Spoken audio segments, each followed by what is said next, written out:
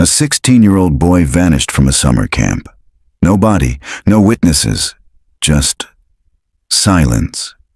For 35 years, his family searched for answers, until one letter appeared, with no stamp and one line. I know what happened to Marcus. I was there. It wasn't just a clue. It was a confession, and it changed everything. A true story of memory, guilt, and a 35-year secret. This isn't a ghost story. This is what happens when the truth finally comes home. Before watching, please subscribe. The rain hadn't let up in hours. It bled from the sky in gray sheets, collecting in the gutters and pooling in the cracks of the street Daniel hadn't driven in over 2 decades. The windshield wipers groaned in a slow, rhythmic protest, brushing away the blur of water just long enough for him to see the old sign, Elk Hollow, population 2,198, same as it had been in 1989. His fingers tightened on the steering wheel as he passed the rusted gas station, the shuttered library, and the church with the steeple bent slightly from the storm that had hit 10 years back. Everything looked smaller than he remembered, except the memories. Those were still too big to carry. The house came into view slowly through the storm, its shape exactly as he'd pictured it in dreams. Slate blue siding, sagging porch, window in the attic where he used to sit and read comic books while Marcus played guitar 2 floors below. Marcus. The name arrived uninvited. It always did. Daniel killed the engine and sat for a moment, watching the rain distort the house into something ghostly, something soft around the edges. A home once filled with sound, his mother humming, his father shouting, Marcus laughing.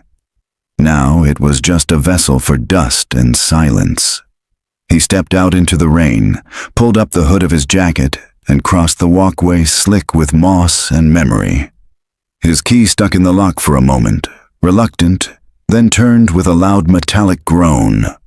The door swung open, and the smell hit him. Mothballs, damp wood, paper long untouched. A trace of something floral, his mother's perfume maybe, clinging to the air like a memory afraid to leave. The inside of the house was still, not just quiet, still, like a museum of forgotten lives. The furniture was draped in yellowing sheets. A clock on the wall ticked, but the hands pointed to 2 different hours. On the hallway coat rack hung the same denim jacket that had hung there when Daniel was 9. Marcus's jacket. Daniel swallowed. The house hadn't changed, only the people had disappeared. He dropped his duffel bag near the door and stood for a moment, dripping onto the hardwood. The silence pressed against him, heavy and full of things left unsaid. Then it came. A knock. Software 2 taps, measured, like someone who didn't want to wake the dead. He turned sharply, heart ticking up, and opened the door. No one, just rain, wind, and the empty porch, except an envelope lay on the mat, white, damp, but intact. No return address, no postage. Just his name, handwritten in black ink across the front. Daniel. He stared at it for a long moment, rain pattering against his hood. Something inside him went very still. The handwriting. There was something about it. Not familiar in the way a voice might be, but in the way a dream feels when you're sure you've had it before. He picked up the envelope. The paper was heavy, expensive. A faint smell of smoke clung to it, or maybe something older. The flap was unsealed. Daniel stepped back inside, closed the door, and slid out the single sheet of lined paper folded within. I know what happened to Marcus. I was there. I'm sorry. M. He read it 3 times. The words didn't change, but something inside him did. Marcus. The name hit harder when written. Daniel sat slowly on the covered armchair, the letter trembling slightly in his hand. Not because he was afraid, but because some long-frozen part of him had started to thaw. 35 years ago, Marcus, 16, popular, cocky, secretly kind, had walked out of this house after a fight with their father and never returned. There were searches, flyers, rumors, friends questioned, a lake dragged, a town held its breath, and then, quietly, exhaled disappointment. They said he ran away. Daniel never believed it. He'd been 9, too young to understand the world, but not too young to know his brother wouldn't leave him behind. Marcus was many things: angry, reckless, sometimes cruel in that older brother way. But he wasn't a runaway. Daniel had told the police that, told his parents, told himself. And now, this. The letter was unsigned except for that single initial, M. But Marcus couldn't have written it, unless this was a hoax. He turned the envelope over, searching for anything else. Nothing. But then, beneath the flap, barely legible, was a faint imprint in blue pen. Not from the note itself, but a separate scribble, like someone had pressed too hard while writing something on top of it. He held it up to the light. Elk Hollow Camp, Cabin 3. His breath caught. That camp had closed the summer Marcus vanished. It had been a rite of passage for Elk Hollow boys, but a storm had flooded half the cabins, and the owners declared bankruptcy. Weeks later. Daniel had never gone. He'd been too young, but Marcus had worked there, just for a week, maybe 2. The details sat like a stone in Daniel's stomach. Who would know that? Who would remember something so obscure? He rose, walked into the kitchen, and unfolded the map drawer his mother kept near the sink. Old receipts, phone books, a yellowed brochure for Elk Hollow Camp, dated 1989. Cabin 3 was the one nearest the lake. Daniel stared at the small black and white map and felt the world tilt slightly. Someone was trying to tell him something. Not the whole truth. Not yet. But enough to reopen the door. And maybe, just maybe, lead him through it. He glanced back at the letter. I was there. Where? That night. That cabin. Daniel didn't realize he'd made up his mind until he was halfway to the duffel bag. He grabbed a flashlight, an old coat from the hall, and the letter, folding it neatly and sliding it into his wallet like a passport. Rain still pounded the street, and the sky was growing darker. He should wait, call someone, think. But the silence had already stretched 35 years. He couldn't let it go another night. The rain stopped sometime after midnight. Daniel hadn't slept.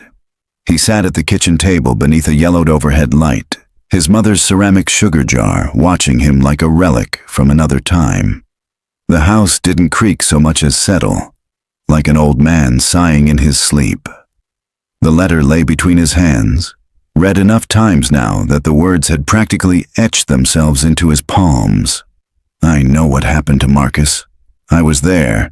I'm sorry. M. And beneath the envelope flap, written faintly in pressure ink, Elk Hollow Camp, Cabin 3. He hadn't been to the camp in decades. Nobody had. After the flood in '89, the owners went bankrupt. Lawsuits followed. 3 kids had nearly drowned. 1 broke his leg falling through the rotted dock. Rumors swirled like flies for a few years, and then the woods took the place back. It was just a shape on the map now, nestled against a man-made lake whose name no one used anymore. Daniel pulled out his phone and typed Elk Hollow Camp into the search bar. The results were sparse. A few archived pages, an old fundraiser to restore local landmarks, with no recent updates, and a blurry aerial photo from the late '80s. There it was, Cabin 3, circled in marker. Just a small black square on a shaded clearing. Trees closed in around the camp like a secret. He stared at it, then at the envelope. The pressure writing was nearly invisible now, fading into the paper like it had been meant to disappear. Someone had written that message while writing something else, as if by accident. Or maybe not. A mistake that wasn't a mistake. His mind kept turning it over. Cabin 3. At sunrise, Daniel stepped outside. The storm had rinsed the town clean, but Elk Hollow didn't know how to shine. It was built in grays and browns. Weather-beaten houses, unpaved shoulders, bent mailbox posts. He passed the broken swing at the old elementary school, the boarded-up movie theater, the rusted train bridge that hadn't seen a train in 30 years. He drove with the windows down, the cool morning air biting at his face. As a kid, Marcus used to call it knife wind. Daniel had mimicked the phrase once, and Marcus had laughed so hard he nearly fell off his bike. That was the last time Daniel remembered hearing his brother's real laugh, the kind that wasn't sarcastic or directed at someone. The forest road to the old camp hadn't been maintained in years. Gravel turned to dirt. Dirt turned to ruts. Fallen branches scratched the underside of his rental car like warning signs. Eventually, the road disappeared completely. He parked and walked the rest of the way. The forest was damp with memory. Pine needles cushioned his footsteps. Sunlight filtered through the canopy in trembling beams, catching on the fog that still clung to the lower branches. Birds chirped somewhere high above, out of sight. Just a reminder that the world was still alive even here, where nothing should be. Then he saw it. The sign. Splintered and half-rotted, nailed crookedly to a leaning post. Elk Hollow Youth Wilderness Camp. Founded 1958. Closed 1989. Most of the letters had faded, but Daniel could still read the name. He touched the wood as he passed, like it might spark some memory long buried. But nothing came. The path beyond was narrow, overtaken by weeds and broken fence posts. He followed it deeper into the woods, every step echoing like it shouldn't. Then the cabins emerged, one by one.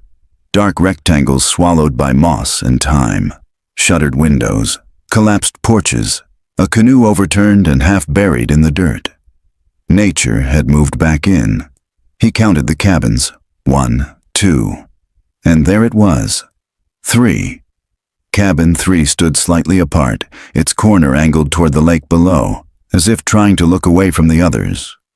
Daniel approached slowly. The door hung loose on one hinge, swaying slightly in the breeze. He stepped inside and froze. It smelled of mold, wet wood, and something else. Old sweat, maybe. Maybe fear. The floor creaked but held his weight. The room was empty except for a rusted cot frame, a broken shelf, and on the far wall, scratch marks, 4 deep gouges carved into the paneling, deliberate, vertical, like someone had dragged a blade or nail slowly down the wall. Daniel moved closer. His hand hovered over the marks. They weren't random. They felt angry, etched with effort. Not childish vandalism, something more desperate. He scanned the rest of the cabin. Dirt-streaked windows, leaves on the floor, a dead bird in the corner, its wings outstretched in frozen flight. Then he saw something near the cot, a small rectangle poking out from under the frame, covered in dirt. He crouched and pulled it free. It was a Polaroid, faded nearly beyond recognition, but he could just make out the shape of 2 teenage boys standing near the lake. One wore a baseball cap, the brim low. The other had his back to the camera. The photo had been bent, then flattened. Someone had tried to throw it away, and then changed their mind. Daniel turned it over. There was writing on the back, faded but legible. He knew. I think he told someone. Jay. His pulse spiked. He read it again. He knew. Who? What? He tucked the photo into his coat pocket and stood up, heart pounding. The air in the cabin had changed. Not temperature, pressure. Like someone else had just walked in behind him. He turned, but the doorway was empty. Still, the sensation didn't fade. Cabin 3 had kept its secrets well. Too well. On the hike back to the car, Daniel kept glancing behind him. Every crack of a branch, every flutter of a bird's wings made his shoulders twitch. It wasn't just the woods. It was the knowing that someone had written to him. Someone who had walked these same paths. Someone who might still be nearby. The photo, the scratches, the letter. None of it made sense yet. But it would. He could feel it. Back at the car, he checked his phone. Barely 1 bar of reception, but enough for a message to load. It was from an unknown number. 1 line. Don't go back there again. The town's historical society was located in the basement of the Elk Hollow Public Library, a place Daniel hadn't stepped into since middle school detention. Back then, he and 2 other boys had been caught carving their initials into the desk in Mrs. Langdon's class. Marcus had laughed about it, but Daniel remembered how the librarian, Miss Adeline Clark, had looked at them like they were vandals tearing pages from a holy book. The building hadn't changed much. Pale red brick, overgrown hedges, a cracked walkway with weeds poking through. But the big difference was how empty it felt. No cars in the lot, no noise, just the wind shifting leaves along the curb. Daniel stepped inside. The upstairs lobby was cold and smelled faintly of dust and lemon-scented floor polish. A laminated sign on the front desk read, "Archives, downstairs. Ring bell." He followed the instructions, descending the narrow staircase into a windowless hallway lined with boxes and outdated posters. At the end of the corridor, a heavy wooden door bore a small brass plaque. Town of Elk Hollow. Historical and Genealogical Archives, by appointment. Only he knocked once, then pressed the small service bell fixed to the door frame. Nothing. He waited. Then footsteps. Soft and slow, almost reluctant. The door creaked open, and a woman peeked out, maybe in her 60s, sharp features behind large round glasses, her gray hair pulled into a loose bun. She studied him for a long moment without speaking. "You're not a high school student," she said finally, voice dry as paper. "No," Daniel said. "I used to be. Long time ago." She opened the door fully. "If you're selling something I don't buy. If you're looking for ghosts, they're down the hall in the furnace room." "I'm looking for a name," Daniel said carefully. "From the old camp. Elk Hollow Youth Wilderness Camp. Around 1989. Her eyes sharpened. "And what do you need it for?" "A boy went missing that year. My brother." That changed something. Not dramatically, but like a ripple across still water. She stepped aside. "Come in." The archive room was cool and dim, with metal shelves stretching wall to wall. Filing cabinets stood like soldiers, each labeled in typewriter font. A banker's box sat on a rolling cart, half filled with folders and microfilm reels. The woman moved behind a desk stacked high with manila envelopes and newspapers. She motioned for Daniel to sit in the cracked leather chair across from her. "I'm Lillian Hyde, town archivist. Unofficially since 1994, officially since the county stopped pretending we mattered." "Daniel Finch," he said. "My brother was Marcus Finch." Her eyes flickered. Recognition, definitely. "Disappeared right after the camp closed," Daniel added. "I remember," Lillian said quietly. "They pulled in state police, dogs, helicopters. Found a shoe by the lake, never found the boy." Daniel nodded. "I was 9. She leaned back, arms crossed, studying him.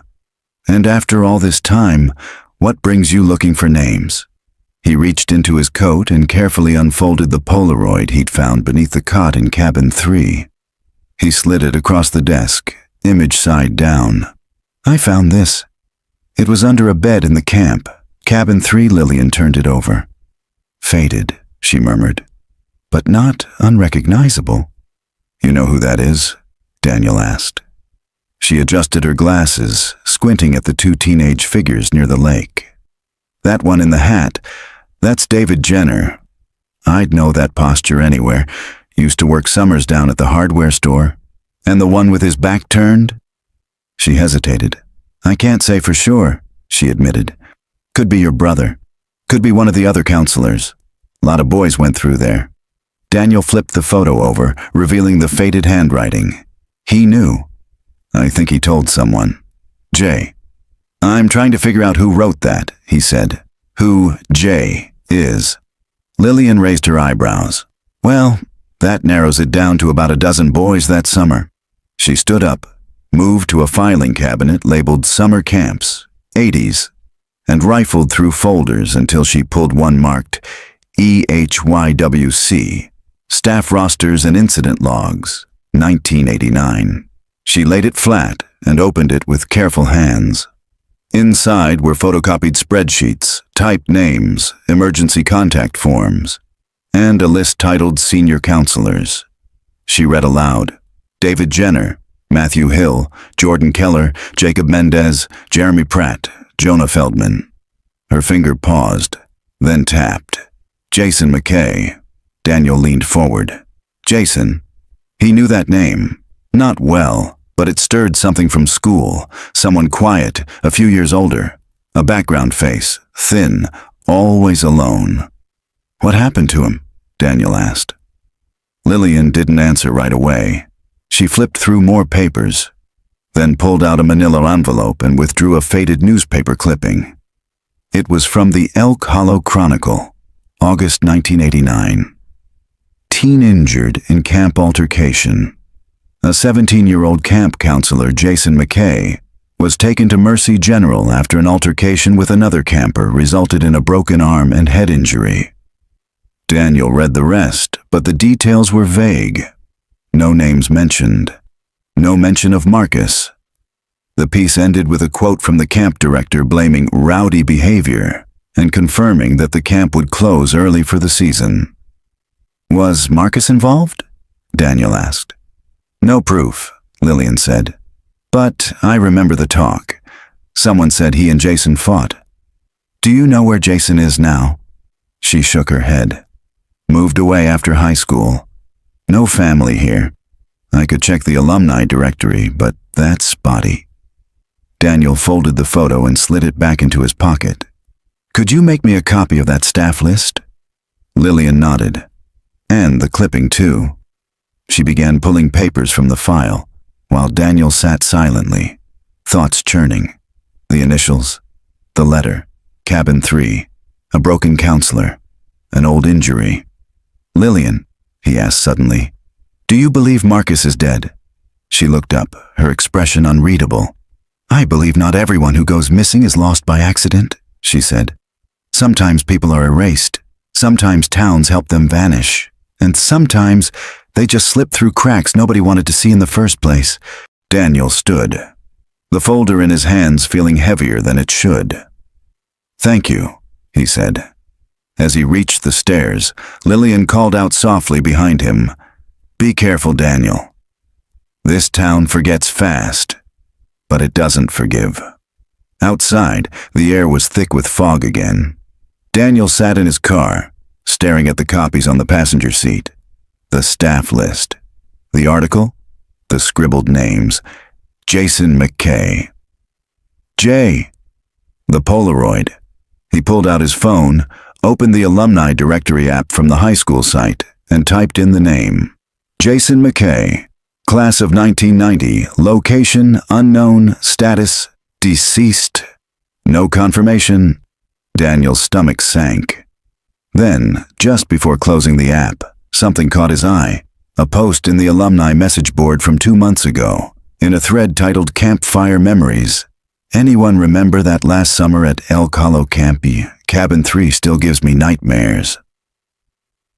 Gem High. Daniel stared at the post. Gem. The initials. Jason McKay. So he was still alive. And if Jason had posted here, he could be watching now. Daniel replied anonymously, still thinking about it too, wondering what really happened. He hit send, and waited. The forest looked different in the morning light. Less haunted, more tired. The fog had lifted, revealing the skeletons of trees long dead and half fallen, their bark eaten away by moss and time. The birds were louder this time, active, restless, as if the woods themselves were trying to speak before Daniel could get there first. He parked in the same place along the overgrown road, the wheels of his rental car sinking slightly into the mud. His boots met the ground with a soft thud, and he stood there for a moment, listening. There was no wind. Just the crunch of his footsteps as he followed the now familiar trail, this time carrying a small crowbar he'd picked up at the hardware store on the way. Not because he expected trouble, but because he expected to find something, and he wasn't walking away again without trying to unearth it. Cabin 3 loomed ahead. Same angle toward the lake, same broken window, same door, now hanging even looser than before. Daniel stepped inside. The air was still heavy, damp, sour. A pair of moths danced lazily in the dust stream near the ceiling, their wings flickering in and out of the light. The scratches on the far wall hadn't moved, of course, but now, with context, they looked even more deliberate. Like someone had been trying to count something, or leave a mark. Daniel crouched where he'd found the Polaroid and began inspecting the floor. The old wood planks were warped but mostly intact. He knocked gently on each board, listening for hollows beneath. One near the cot made a sharper sound, muted but different. He reached for the crowbar and wedged it between the seam. The board groaned, resistant for a moment, then gave with a dry crack. Beneath it lay a narrow cavity, about 2 feet long and maybe 5 inches deep. Inside was a canvas pouch, gray with mildew, tied with string. Daniel pulled it out slowly, heart racing. He untied the string. Inside were a rusted bracelet with faded colored beads, a notebook, cover warped, pages sticking together, a camp ID badge with a cracked plastic sleeve. McKay, Jason, senior counselor, cabin 3. He froze. It was real, not a guess, not a coincidence. Jason McKay had hidden this here, and if Daniel had found it, maybe someone else had been looking too. He opened the notebook carefully. Most of the pages were unreadable, damp, smeared ink. But in the center, still legible, were a series of entries, written in messy, slanted handwriting. July 14th, 1989. He won't stop watching me. I think he knows. I can't sleep in here anymore. July 15th. Marcus is asking too many questions. I think he saw the bracelet. Told me to put it back. I lied. I didn't. July 17th. He came to the cabin last night. Said if I didn't tell the truth, he would. I pushed him. He fell. I didn't mean... The rest of the page was torn out. Daniel's breath caught. He stared at the words, trying to decipher what wasn't written. This wasn't a confession. It was fear. Panic. A kid who had made a mistake, or maybe something worse, and tried to bury it. He turned the next page. July 18th. I moved the body. I had to. I can't believe he's gone. I didn't want this. I swear I didn't want this. His hands shook. Body gone. Daniel sat back against the wall, the notebook in his lap, mind reeling. Jason had written these words. Jason had seen Marcus after he disappeared, had been with Marcus, He couldn't finish the thought. The bracelet slipped from the pouch and landed in his lap. He turned it over. The beads were plastic, faded, but still spelled out a name in small block letters. Marcus. It wasn't just any bracelet. It had belonged to his brother. He sat there for a long time, staring at it. He wasn't sure how long. The notebook, the bracelet, the ID, they were evidence. But also something deeper. A betrayal of the silence the town had offered for so long. The story they'd told themselves about a runaway boy, a troubled teen, a mystery without answers. He tucked the bracelet and notebook back into the pouch, rewrapped the string, and placed it in his backpack. Outside the cabin, the sun had climbed higher, burning off the last traces of morning mist. From this angle, the lake shimmered just through the trees. Daniel stood at the edge of the clearing and looked toward the water. Jason had said he moved the body, but he didn't say where, and Daniel was starting to wonder if the body had ever left the camp at all. He didn't hear the car at first, but when he made it back to the road, His own rental was no longer alone. A second car, black, older, unmarked, sat about 30 yards up the hill, parked half off the trail. Its engine was off, windows tinted, empty. Daniel scanned the woods around him. Nothing. No birds now, no voices. Just wind and pine and a feeling, the kind that made your skin tighten at the back of your neck. He got in his car, started the engine, and pulled away slowly.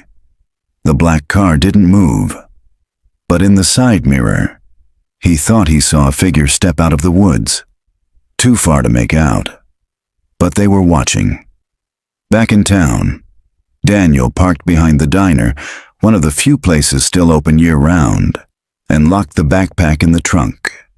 Inside, the coffee was burnt and the eggs were rubber, but the waitress didn't ask questions, and the booths had backs tall enough to make you feel alone. He pulled out his phone. No new responses on the alumni forum thread. But then, an anonymous private message. Subject: Cabin 3. I told you not to go back there. You don't know what you're doing. Let it go before someone gets hurt again. J.M. Daniel stared at the screen. J.M. Jason McKay. He was watching. He knew Daniel had been back, and if the black car meant anything, he wasn't alone. The diner was nearly empty by the time Daniel left. A storm was building in the distance, low, dark clouds curling over the foothills like a slow breath inhaled. The waitress warned of lightning near the ridge. Daniel nodded, paid in cash, and stepped out into the gathering gloom. He didn't go back to the house. Instead, he drove to the edge of town, past the feed store and the shuttered bowling alley, until he reached a cul-de-sac where a wooden sign leaned crookedly on rusted bolts. Willow Glen Mobile Park, established 1976, quiet, private, no solicitors. It was a place he remembered from his childhood only in whispers. Trailer kids, they used to say. That's where the Jenner boys live. There had been 4 of them, all close in age, and all with reputations that made teachers flinch. But only one had worked at Elk Hollow Camp. David Jenner, the second boy in the Polaroid. And Daniel needed to know if he remembered what happened that summer, or had been running from it all these years. He parked outside Lot 18, where a pale blue mobile home sat under a sagging carport. The gutters were full of pine needles. A weathered toolbox sat open near the porch steps. Daniel approached slowly. The screen door was half open, and he could hear music from inside. An old country song playing softly, the kind with steel guitar and too much memory. He knocked once. The music lowered. Then footsteps. The door creaked open, and a man appeared. Late 40s. Stocky. Tattooed arms. Beard flecked with gray. His eyes were bloodshot but alert. He looked at Daniel like he was a tax collector, or worse. You lost? The man asked. I'm looking for David Jenner. You're him. Who's asking? Daniel took out the Polaroid and held it up. The man's face changed. Not dramatically. Just a flicker. A twitch at the corner of his mouth. A long, slow blink. He opened the door wider. Come in. The inside of the trailer smelled like tobacco, oil, and instant noodles. A box fan blew weakly across the carpet. Old fishing gear lined one wall. The couch looked like it hadn't been cleaned since the 90s. David sat down without invitation and lit a cigarette. He gestured for Daniel to sit across from him in a wooden chair that creaked under weight. Where'd you get that? He asked, nodding toward the Polaroid. Cabin 3, Daniel said, under the cot. David stared at the ceiling. Well, hell. You recognize it. I recognize him, David said. Jason McKay. Bastard had a thing for cameras, always taking pictures he didn't print. But that one? Yeah, I remember. He took a long drag. You remember Marcus Finch? Daniel asked. David stiffened slightly, then nodded. Skinny kid. Quiet. Watched everything. That was your brother? Daniel nodded. He disappeared that summer. I know. Silence sat between them for a long beat. "I think he died there," Daniel said finally. "I think Jason McKay was the last person to see him alive." David looked away. "Wouldn't surprise me." "You saw something?" David exhaled, smoke curling toward the ceiling fan. "I saw enough to wish I hadn't." "Tell me." Another long pause. "I didn't want the job that summer," David said. "My mom made me do it to stay out of trouble. Camp was already falling apart. Flooded cabins, broken gear. And then there was Jason. Always quiet, always writing things down, had this weird way of looking at you like he was recording your sins. And Marcus? He wasn't even supposed to be working that week," David said. "They let him stay on as a volunteer. He got along with the kids, but he kept getting into it with Jason. Said he didn't like how he talked to the younger campers, kept asking questions, kept following him around." Daniel felt something twist in his chest. "What happened?" he asked. "There was a night," David said. "Storm came in, power went out. Most of us were in the mess hall, but Marcus was missing. So was Jason. I remember going back to the cabins to find my jacket, and I heard shouting from cabin 3. His voice dropped. "I didn't go in. I should have. But I didn't." "Why not?" David's eyes didn't meet his. "Because I heard something break. And then I saw Jason come out. He looked off, shaky, like someone who just woke up after doing something terrible." "Did you see Marcus?" "No." Daniel's fists clenched. "Then what?" "I left," David said. "I went back to the mess hall and pretended I didn't hear anything. The next morning Marcus was gone. Jason said he went home sick, but I never believed him." "Did you tell anyone?" David looked angry now, not at Daniel, but at himself. "I was 17. I had 2 priors. Nobody would have believed me. And the director wanted to shut everything down quietly. Fewer questions, fewer headlines." Daniel took out the notebook, carefully unfolded one of the readable pages, and slid it across the table. David scanned it. His face paled. "This is his writing?" Daniel nodded. David tapped the page. "He came to the cabin, said if I didn't tell the truth he would—" "I knew it," he said. "Marcus knew something. Jason was hiding something, and that cabin, it was always off." "Do you know where Jason is now?" David looked up. "Last I heard he was in Portland, homeless for a while, worked at a garage near Burnside, then he dropped off the map. Some people say he left the state, others say he never left town." "What do you believe?" David's eyes narrowed. "I believe he's watching everyone who might still talk." Daniel left the trailer with the storm almost overhead. The first drops hit his windshield as he started the car. Thunder echoed down the valley. The Polaroid sat on the passenger seat, beside the notebook and the camp ID. He had confirmation now, not just suspicions. A second witness, a timeline, and a name. Portland. That's where he'd go next. But as he pulled out of the mobile park, his phone buzzed. Unknown number again. "You were warned. This is your last chance to walk away." Daniel stared at the message, then typed back, "You can't bury someone twice." The city was louder than Daniel remembered. Even tucked into a side street off East Burnside, the noise of Portland never quite stopped. A steady hum of tires on pavement, distant train horns, the cough of engines and the low bass from someone's open car window. But under the noise was something familiar. The same scent of damp asphalt after rain, the same gray haze clinging to the air like regret. Daniel had tracked the address through a forum post on a mental health support site. Someone calling themselves JM had listed a P.O. box and asked for help finding a place to live without memory. A month later, someone else had replied with an address and a brief, ominous message. "He stayed in Unit 6. If you go looking, bring peace with you." That led Daniel to a boarded-up fourplex on the east side, long abandoned, tagged with graffiti and flaking green paint. The gate was broken. The windows had been covered in newspaper, and the door to Unit 6 stood slightly ajar. He stepped inside carefully, flashlight in one hand, crowbar tucked beneath his jacket. The air smelled like mildew and ash. The living room was small, stripped of furniture except for a single folding chair and a crate used as a table. On top sat a broken lamp and a notebook, spine cracked, pages torn. Daniel flipped through it. Blank. Dust covered everything. But it was the wall near the corner that drew his eye. A series of symbols had been drawn in charcoal or ash. Rough shapes, loops, and lines that looked almost ritualistic. Below them, scratched into the wood paneling with something sharp, was a phrase. Still listening, Daniel turned toward the kitchen. Empty drawers. No food.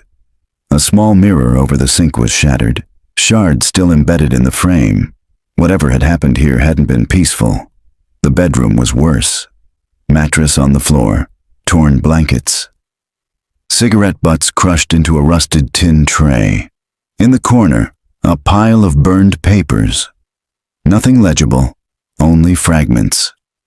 He used his phone light to inspect the walls. One part of the floor caught his attention. The boards beneath the window were uneven, like someone had tried to patch them badly. He dropped to one knee and knocked on them. Hollow. Daniel pulled the crowbar from under his coat and wedged it into the seam. The plank lifted with a splintering pop, revealing a shallow compartment filled with dust, an old sock, a syringe, and beneath those, a flat rectangular object wrapped in plastic and twine. He pulled it out slowly, heart pounding. The plastic was dirty, but sealed. Inside was a photo album. He unwrapped it carefully. Inside were photos, dozens of them, but not of family or friends.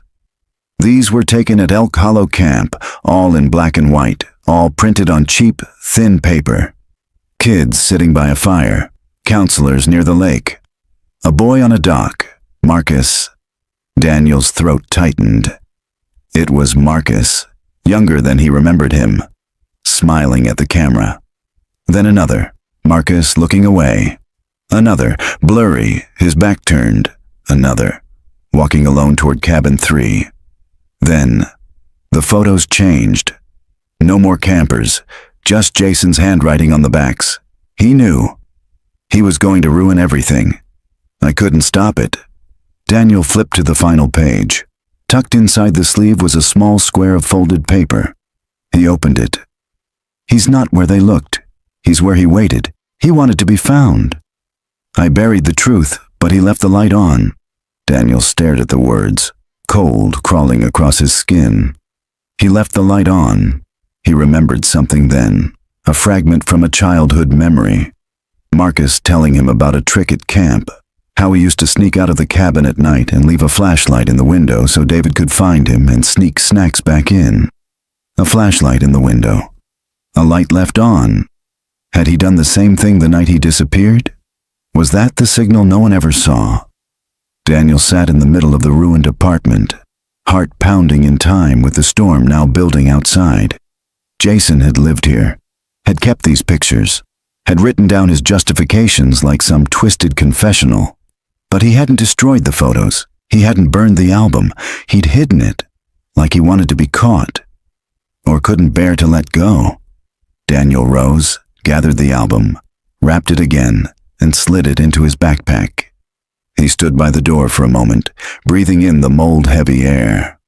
Before leaving, he scratched a note of his own into the paneling beneath, still listening.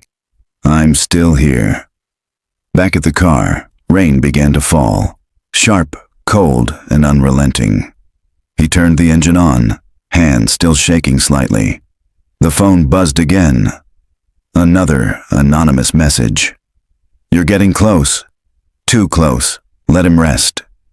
Daniel didn't reply. Instead, he opened his voice recorder app and spoke aloud for the first time in hours.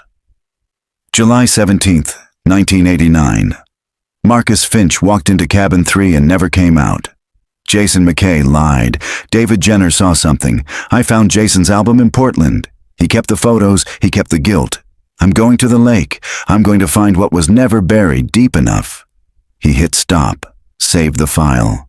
Then he drove, back toward Elk Hollow. back toward the camp, back toward where Marcus had waited, with the light on. The storm hit harder as Daniel crossed back into Elk Hollow. Rain clattered against the windshield like gravel, thick enough that the road lines disappeared every few yards. Wipers thudded back and forth with mechanical desperation. Thunder rolled behind the hills, chasing him like a slow beast. He hadn't eaten in 12 hours, and the coffee in his thermos had gone cold. The town had only one gas station open late. Hendrick's, just off the highway. Same cracked sign, same faded Pepsi machine leaning against the side. The light above the pump flickered, casting a dull yellow halo through the sheets of rain. Daniel pulled up beneath the awning and turned off the engine. Inside the small convenience store, everything was as he remembered. Outdated candy racks, a broken lotto machine, the freezer humming like it might explode. A single clerk stood behind the counter, a young woman no older than 20, absorbed in her phone. She didn't look up when the bell above the door jingled. Daniel grabbed a water, a sandwich wrapped in too much plastic, and a pack of gum. When he reached the register, the girl barely glanced at him. "Storm's supposed to last all night," she said, monotone. "I'm not staying long," Daniel replied, offering a weak smile. She scanned the items, yawned, and gave him his total. He was reaching for his wallet when the door opened behind him. The bell rang. A gust of cold wind followed the man inside. Daniel turned instinctively. The guy was tall, wearing a camo jacket and a wet ball cap pulled low over his brow. His boots left muddy prints on the linoleum. His face was weathered, not old, but worn. Maybe late 40s. Eyes sharp, locked straight onto Daniel. "Evenin'," the man said, voice dry as gravel. Daniel nodded politely and turned back to the counter, sliding a few bills across. "You're not from around here," the man added, stepping closer. Daniel stiffened. "No," he said, "just passing through." The man tilted his head, studying him. "You're Marcus Finch's brother, ain't you?" Daniel's heart stopped for a beat. He turned slowly. "How do you know that?" The man's lips curled, not quite a smile. "Small town, people remember things, even if they pretend not to." Daniel didn't respond. The girl behind the counter looked up for the first time, sensing the tension. Her thumb hovered near her phone like she was debating whether to keep watching or call someone. The man leaned closer. "You've been asking questions. Stirring things up," he said. "There's folks here don't like that." "I'm not here to cause trouble," Daniel said. "You already have." Daniel narrowed his eyes. "Who are you?" "Name's Clay Rooker. I worked maintenance out at the camp, back before it shut down." Daniel's pulse ticked faster. "Then you knew Jason." "Boy wasn't right," Clay said flatly. "But neither were the people watching him." Daniel felt it then, the shift in Clay's expression. Something between warning and bitterness. "You see something?" Daniel asked, careful. "I saw enough," Clay replied. "Enough to know your brother should have stayed away from cabin 3, but he was a good kid. Thought he could fix broken things. Some people ain't meant to be fixed." "You saw what happened?" Daniel pressed. Clay glanced at the girl behind the counter, then at the windows. Rain pounded the glass like fists. "You need to leave town," he said quietly. "Tonight, before what's buried pulls you under too." Daniel's voice hardened. "You're threatening me?" "No," Clay said. "I'm warning you." He reached into his jacket. Daniel tensed, for a second, expecting a weapon, but Clay only pulled out a key, old and rusted, tied to a fraying red tag. He slid it onto the counter. "Locker 27, behind the high school gym, storage shed. Been shut for years. You want the truth? You start there." Before Daniel could speak, Clay turned and walked out. The bell rang again, and he was gone. Daniel stood frozen. The girl behind the counter gave him a skeptical look. "What was that about?" she asked. Daniel stared at the key, the number barely visible through rust. 27. He picked it up, turning it over in his hand. Maybe the end of a story, he muttered. Or the beginning of something worse. The high school parking lot was a black pool of rainwater and memory. Daniel hadn't been there in over 20 years, but the building hadn't changed.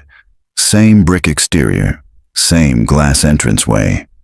The gym stood on the far end, a squat structure with an equipment shed out back, hidden behind the fencing that used to keep students from sneaking cigarettes behind the bleachers. He parked beneath a flickering security light and walked the perimeter until he found the padlocked metal shed. Cold wind howled between the buildings. The lock looked ancient. He slid the key in. It turned with effort. The shed door groaned open.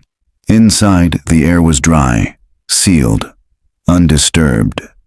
An old scoreboard leaned against one wall, boxes of moldy uniforms, a stack of broken hurdles, and on the far shelf, tucked beneath a rotting tarp, a long, narrow wooden chest. Daniel stepped closer. The top was covered in dust, but something had been carved into it. MF. Initials barely visible in the dim light. His hands trembled as he lifted the lid. Inside was a canvas duffel bag, Army surplus style. He unzipped it slowly.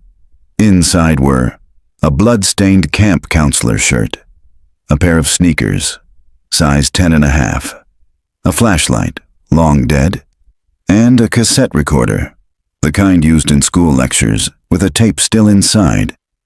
Daniel swallowed hard. The flashlight, the light in the window, Marcus's signal. He reached for the recorder, brushed off the dust, and pressed play. Static. Then, Marcus's voice. "If someone finds this, I don't know how much time I have. I think Jason did something. I think he hurt that boy. I saw something I wasn't supposed to. He knows I know. I don't think I'll make it to morning." The tape cut out. Silence. Then the sound of footsteps, a door creaking, a breath. "No, wait, Jason, don't..." Click. End of tape. Daniel dropped the recorder. His vision swam. Cold crept into his bones. Clay had known. Jason had known. And Marcus? Marcus had left behind the only thing that could finally break the silence. Outside, the wind screamed across the pavement.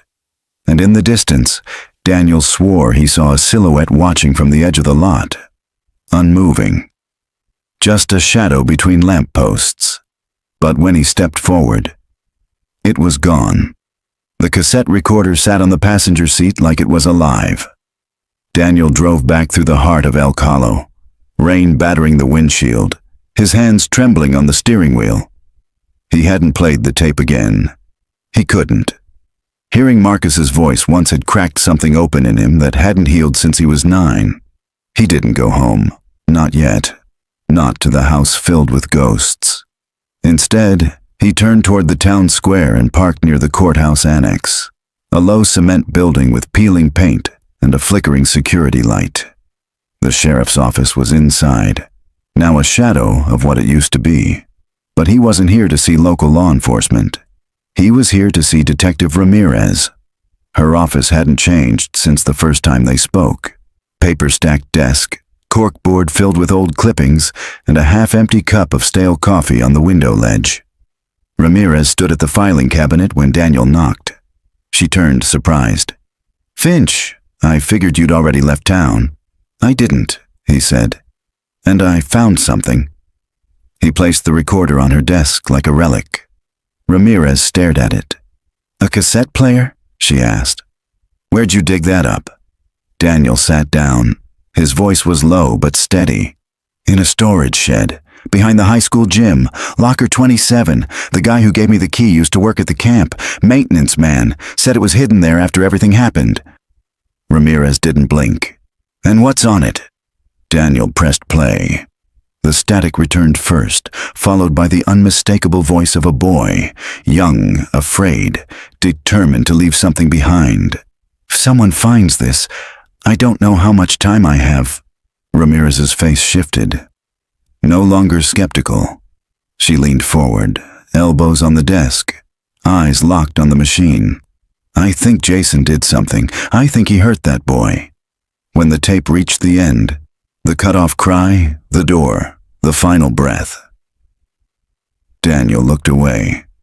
Ramirez was silent for a moment, then reached for the recorder, stopping the tape before it could rewind. She stood slowly, walked to the window, and stared out at the rain-slick streets. "I remember this case," she said finally. "Everyone in town does. But this," she turned, holding up the recorder. "This changes everything." "He knew," Daniel said. "Marcus knew what Jason was hiding. He confronted him. That night something happened in cabin 3, and no one ever followed up because they believed what Jason told them, that Marcus ran away." Ramirez sat down again, hard. "You're sure it's his voice?" Daniel's jaw clenched. "I'd know it anywhere." She nodded, folding her hands. "We can run the tape for voice analysis. If it matches his school files, recorded speeches, presentations, we can authenticate it." "There's more," Daniel said. He opened his backpack and pulled out the photo album from Jason's floorboards. He slid it across the desk. Ramirez opened it and flipped through the images. Camp photos, candid shots of Marcus, handwritten captions. He knew. He was going to ruin everything. "I couldn't stop it." Her lips tightened. "He was keeping souvenirs," she said. "He was keeping guilt," Daniel replied. "Or holding on to power. I don't know which." Ramirez leaned back. "You said a man gave you the key. Clay Rooker. Where is he now?" Daniel shook his head. "He didn't say. Gave me the key and disappeared." Ramirez was quiet for a moment, then reached for her phone. "I'm going to open a formal review with the state. Cold Case Division will want this. We'll need to recover everything you found. Photos, tape, the bracelet, the journal." Daniel hesitated. "What happens then?" "If the evidence holds, we file for a warrant. We arrest Jason McKay." "If he's even still here," Daniel said. "He's been watching me." Ramirez frowned. "You think he knows you have this?" "I know he does." The official process started that afternoon. By sunset, Ramirez had 2 officers collect the duffel bag, the photo album, and the journal. A lab in Portland was secured for voice verification. Forensics were assigned to re-examine the campsite. The recorder was handed over with the same care you might give to a piece of history. But Daniel didn't go home. He walked to the lake instead. The trail to Elk Hollow Camp was wetter now, slower going, but familiar. Each step felt more grounded than the last, like his brother was walking just ahead, leaving footprints he could almost see. The trees swayed above like old sentinels. By the time he reached cabin 3, the sky was dark. He didn't go inside. Instead, he stood by the window, the one facing the lake, the one Marcus used to signal through. He held the flashlight from the duffel bag, cracked and rusted, but still recognizable. He raised it to the glass and turned it on. Nothing. The batteries were dead. Still, he held it there, just for a moment, and imagined Marcus doing the same, all those years ago, hoping someone would see him, hoping someone would come. Daniel stood in the rain, letting the silence say what words never could. "I see you," he whispered. "I see you now." Back at the house, the porch light was on. Daniel's phone buzzed just as he turned the knob. A message. Unknown number. "They won't find him unless they look in the roots." Daniel read it 3 times. He didn't need to guess what it meant. The sheriff's office smelled like damp paper and old coffee. Daniel sat in the small public records room. The door cracked just enough to let in the weak fluorescent hallway light. Detective Ramirez had pulled a handful of boxes marked "Missing, Finch, Marcus, 1989, and given him full access. She'd said, "It's time someone read it all, front to back." So he did. Hours passed. He read it all. The first box held mostly copies of flyers, grainy photographs of Marcus smiling in a Mornington High hoodie, stapled to power poles and gas station walls. The second was worse. Interview transcripts, all typed on a manual typewriter. Daniel traced the pages like they were maps, looking for cracks. Interview with Jason McKay. July 18th, 1989. Q. When was the last time you saw Marcus Finch? A. Around dinner. He said he wasn't feeling well. Left before lights out. Q. Did he seem upset? A. No more than usual. He was a quiet kid. Q. Did you argue with him? A. Number Q. Anyone confirm that? A. Ask Jenner. He was around. Daniel frowned. Nowhere in the file was there a follow-up with David Jenner. No second interview. No timeline cross-check. No mention of Cabin 3. Jason's statement had been taken at face value, and after a week, the sheriff at the time, Harold Combs, had officially closed the investigation, citing no signs of foul play, evidence consistent with runaway behavior. Daniel flipped through Sheriff Combs's final summary report. It read like a eulogy written by a stranger. Marcus Finch was a quiet young man, known to struggle with emotions and belonging. While no body has been found, we believe he left of his own volition. Without new evidence, this case is suspended indefinitely. Daniel stared at those words. He was 9 when he heard them the first time. Now, reading them as a man, he saw them for what they were. An excuse. A way to close the file, to shut down the noise. Detective Ramirez knocked once and stepped in, holding 2 cups of gas station coffee. She handed one to Daniel and sat on the edge of the desk. "Find what you were looking for?" she asked. He nodded slowly. "And a few things I wasn't." He showed her the transcript, Jason's interview, the missing follow-up with David. Ramirez read it, frowning. "They never followed up with Jenner," she muttered. "Never verified Jason's timeline." "They also never searched the camp past the main clearing," Daniel added. "Only the trails, not the woods, not the ravine." "Because they didn't want to," she said flatly. Daniel looked up. Ramirez's expression had shifted. Her jaw was set. "You knew Combs, right?" he asked. "I interned under him," she said. "Summer before I made detective. He was 2 years from retirement. Didn't like complications." Daniel leaned forward. "Do you think he buried this?" Ramirez was quiet for a long time. Then, "I think he was tired. I think he believed what he wanted to believe. And I think there were people in town who didn't want a scandal. Elk Hollow didn't survive on truth. It survived on looking away." She reached into her coat pocket and pulled out a photo envelope. "We analyzed the tape, confirmed it's Marcus. Voice match from a speech he gave at school 2 weeks before he disappeared. Same cadence, same register. No doubt." Daniel exhaled. "Then what now?" he asked. "We put out an alert on Jason McKay," she said. "We've notified state police. The case is reopened as a probable homicide. You gave us cause. You gave us enough." Daniel stared down at the documents. "They won't find him unless they look in the roots," he whispered. Ramirez raised an eyebrow. "What?" He told her about the message. The words from the anonymous number. The memory of the tree Marcus used to sit beneath on camp cleanup days. A massive oak near the ridge, gnarled and wide, with roots that twisted deep into the ground. "I think that's where he is," Daniel said. "Not buried in the woods, buried under that tree." Ramirez nodded. "Then we go now, before another storm rolls in." The sun had started to rise behind the mountains when they reached the camp. Officers in plain clothes had followed them in 2 unmarked vehicles.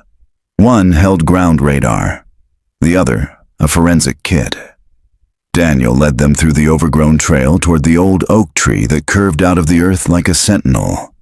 The roots rose above ground, wide enough for children to sit in. Beneath them, the ground had always been soft, darker than the surrounding soil. He stopped. "This is it," he said. They began to dig.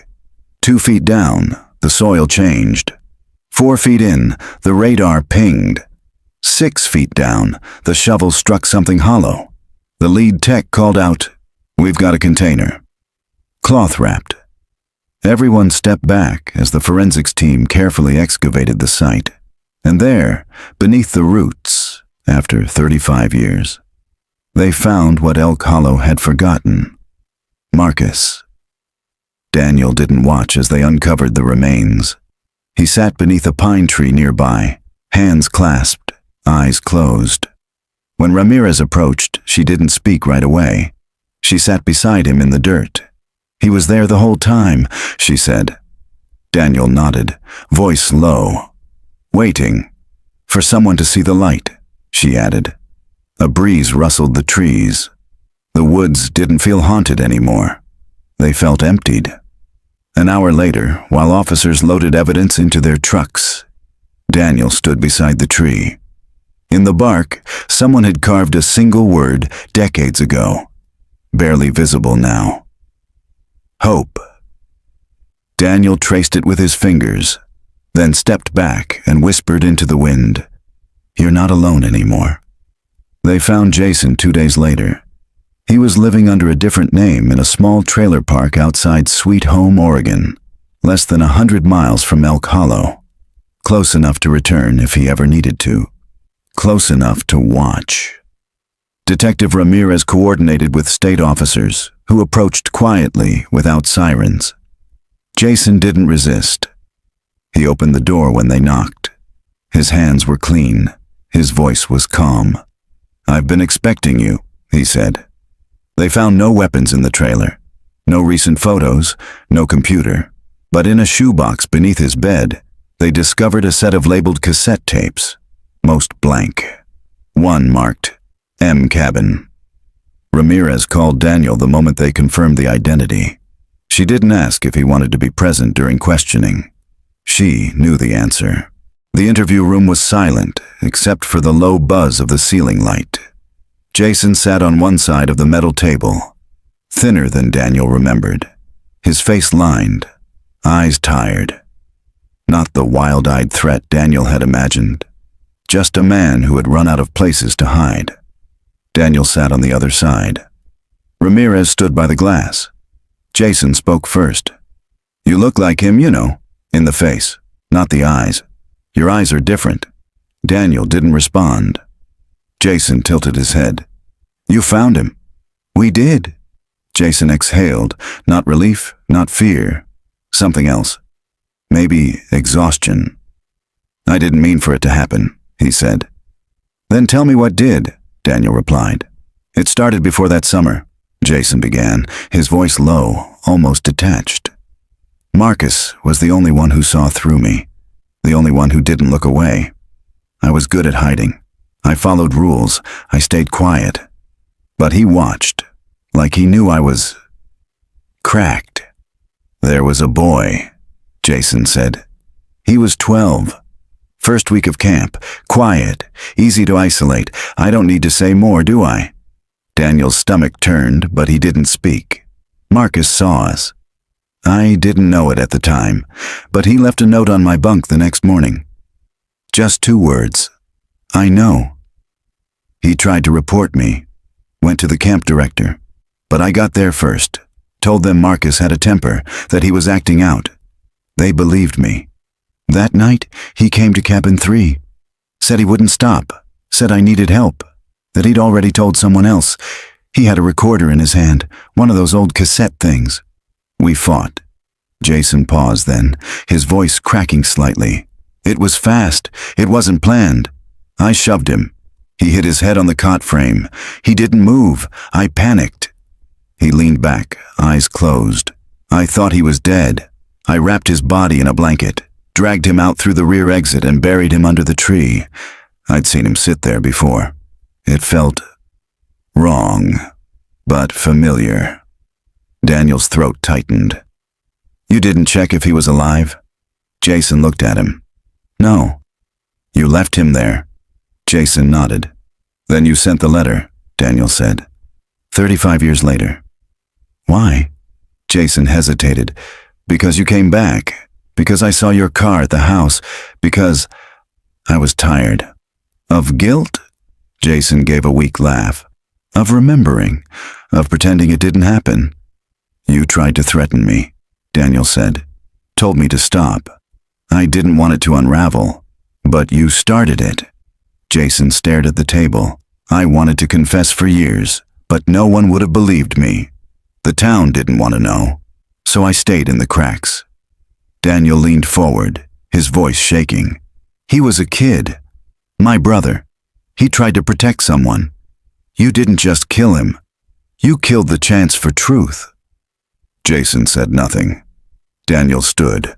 "I hope the silence follows you into your cell." Jason was formally charged with second-degree murder, concealment of remains, and obstruction of justice. Ramirez told Daniel later that the prosecution would push for life with parole eligibility removed, citing the nature of the crime, the age of the victim, and the decades of silence. Jason didn't fight it. He pleaded guilty to all charges. 3 days later, Daniel returned to the clearing. The excavation had ended. The forensic teams were gone. What remained was the tree. Roots now exposed, dirt freshly packed. Ramirez had marked the spot temporarily with a small wooden cross. Elaine arrived that afternoon. She stood beside Daniel without speaking for a long time. When she finally spoke, her voice was thin and steady. "He's not gone now," she said. "He's here." Daniel nodded. Amy came too, hands shaking, holding a bouquet of white hyacinths. They stood together beneath the tree, a triangle of grief that had lasted a lifetime, but finally had a place to land. That night, Daniel placed a flashlight in the window of Marcus's old bedroom. He turned it on, not to signal the past, but to honor it. The morning of the memorial was quiet. The fog had rolled in from the lake, low and silver, curling around the cabins and trees like it was reluctant to let go. For the first time in decades, Elk Hollow Camp was filled with voices again, not children's laughter or counselors barking orders, but the soft murmur of those who had come back, to remember, to say goodbye, to bury what had never been properly laid to rest. The state had granted permission to hold a private ceremony near the old oak tree, where Marcus's remains had been recovered. A small wooden bench now stood beneath the canopy, beside a fresh headstone that read, Marcus Finch, 1973 to 1989. He never stopped believing in the truth. Elaine stood with Daniel near the edge of the clearing, her hand looped through his arm. Her hair had gone silver at the temples. Her face carried the map of a grief that had stretched over 35 years. But that day, she didn't look broken. She looked whole. Amy arrived next, carrying a box wrapped in pale blue cloth. Inside was the worn copy of The Secret Garden, the book Marcus had once lent her, the one he'd playfully asked for in the yearbook inscription. "Don't forget to return my book, you old grandma." She smiled as she placed it at the base of the headstone. "I didn't forget," she whispered. Detective Ramirez stood a respectful distance away, arms folded, coat buttoned against the chill. She hadn't come to speak, only to witness, to see the conclusion she never thought she'd live to read. Around them, former classmates, teachers, neighbors, even David Jenner, gathered in respectful silence. The town, once indifferent, now stood together. Not to rewrite history, but to finally acknowledge it. Daniel stepped forward to speak. He hadn't prepared a speech. He hadn't written anything down. He didn't need to. He looked out at the people who had known Marcus, the people who had forgotten him, and the ones who had finally helped bring him home.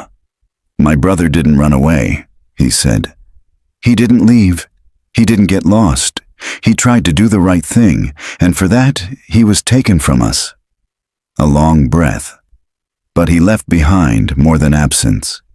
He left us with courage. He left us with a light. And because of that, we found our way back to him. The wind shifted, soft through the trees. Elaine stepped forward next. She placed her hand on the stone and whispered a prayer. No one could hear the words, but everyone felt them. Amy joined her, holding back tears. Then David. He approached slowly, as if uncertain whether he had the right. He looked down at the ground, then at Daniel. I should have said something back then, he murmured. Daniel nodded. You did now. They shook hands, and that meant something. After the ceremony, people lingered. The fog began to lift. The clearing didn't feel cursed anymore. The cabin didn't loom. The tree, once a place of concealment, now felt like a monument. To truth, to memory, to Marcus. That evening, Daniel and Elaine returned to the house one last time. They had made their decision to sell it. Not out of abandonment, but out of closure. Elaine had said, "Let someone else make joyful noise in it." Daniel walked through Marcus's room slowly. The posters, the desk, the stack of comic books untouched since 1989. He didn't take them down. He left them for the new owners with a note. This room belonged to Marcus Finch. He loved stories. He believed in doing what was right. Please take care of this place the way he would have. They left that night, bags packed. The porch light flicked off for the last time. But as they pulled away, Daniel glanced back and saw it. In the attic window, faint, barely glowing, a small flashlight pointed outward. Elaine noticed too. She smiled. Did you? Daniel shook his head slowly.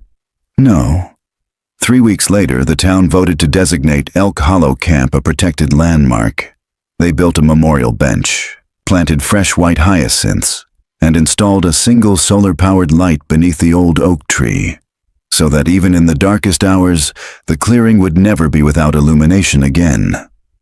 Daniel moved to the coast not long after. He taught literature at a community college. He started a garden.